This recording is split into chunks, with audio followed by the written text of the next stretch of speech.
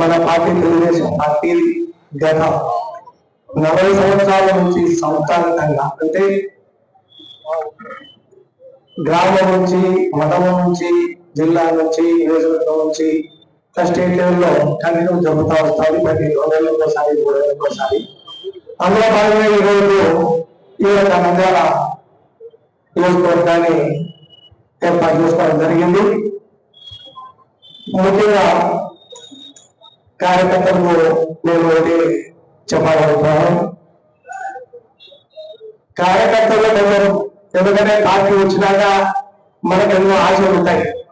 దాంట్లో ఏదో అడ్జస్ట్ చూసుకోవాలి, కానీ కొంత వికాసంగా ఉండాలని ఉంటుంది. కానీ ప్రతి ఒక్కరికి మన పార్టీ తెలుగుదేశం పార్టీ ఖచ్చితంగా న్యాయం చేస్తారు.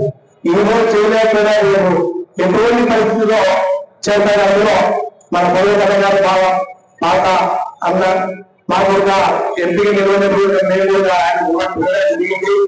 ఆయన ఒక ప్రతిసారి గౌరవించాలంటే మంచి వ్యక్తి సోదరుడు. మీ అందరికీ తెలుసు, ప్రతి ఒక్కరిని కలుపుకోతాడు. ఎటువంటి నాయకులు ఉండడంటే మనకు మంత్రాల్లో నిజంగా నేను గమనిస్తూ ఉన్నాను.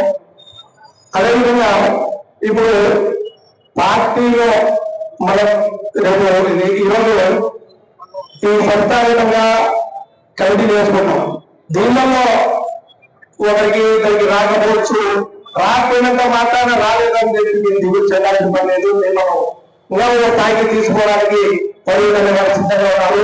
ఒకవేళ ఎవరున్నా తీసేయాలని వాళ్ళ పెద్ద పై స్థాయికి తీసుకోవడానికి సిద్ధపడ్డారు.